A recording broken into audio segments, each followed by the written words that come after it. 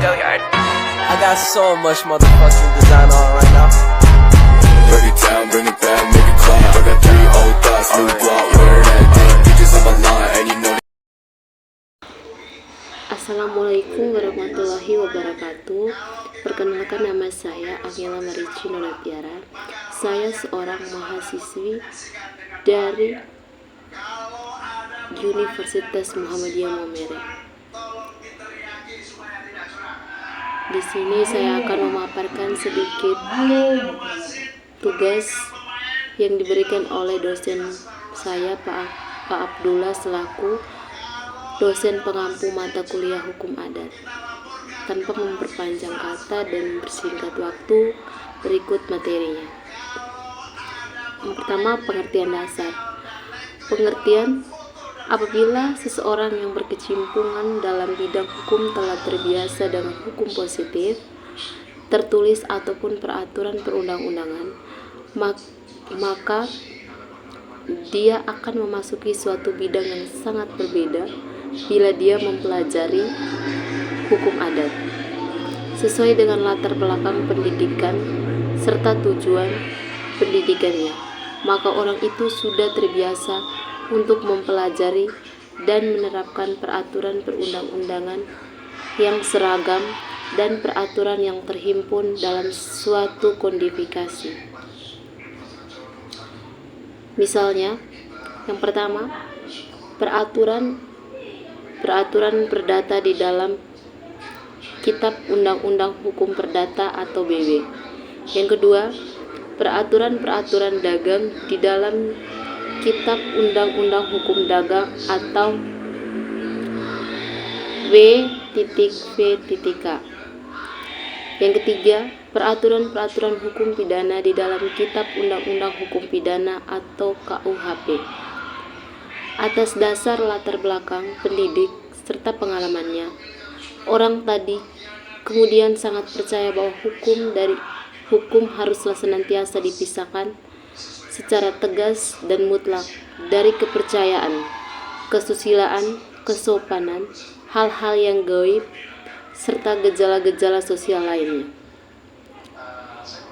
Yang berikut, apabila dilihat dari sudut pandang seorang ahli hukum yang sangat terkesan oleh unifikasi atau kodifikasi, maka keseluruhan hukum adat di Indonesia tidak teratur, tidak sempurna, tidak tegas, dan mungkin tidak pasti.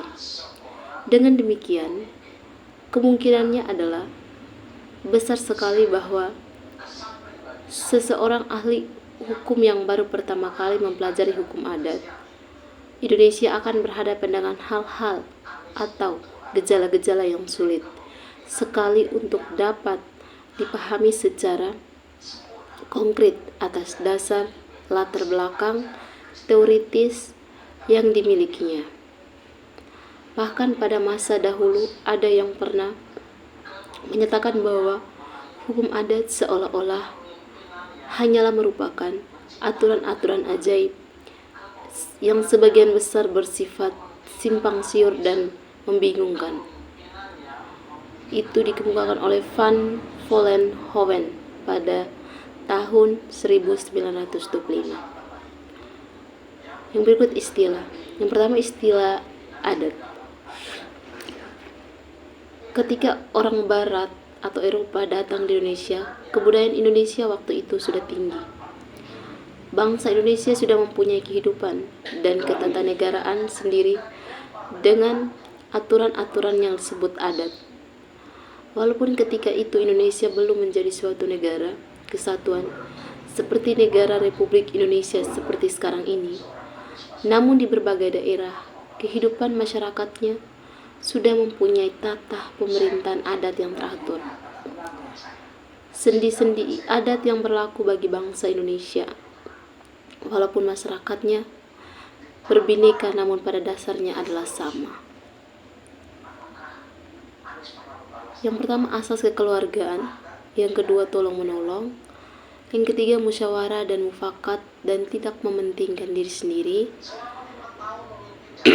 Istilah adat sebagai nama aturan bangsa Indonesia Sebelum kedatangan orang Barat, itu sebagian besar masyarakat di daerah-daerah Indonesia pada umumnya dipakai,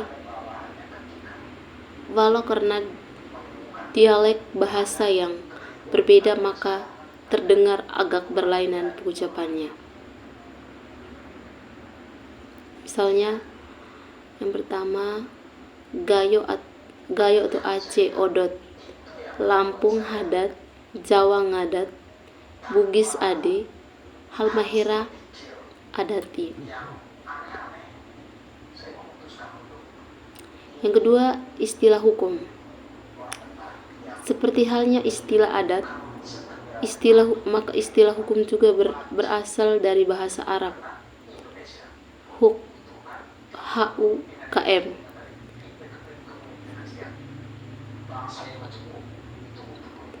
yang artinya perintah. Jika dikatakan hukum syarat atau hukum syariat, maka berarti hukum yang harus diturut menurut ajaran Islam. Oleh karenanya syariat adalah jalan yang harus dituruti. Menurut syariat ada 5 macam perintah agama yang disebut Al-Kamsyah oleh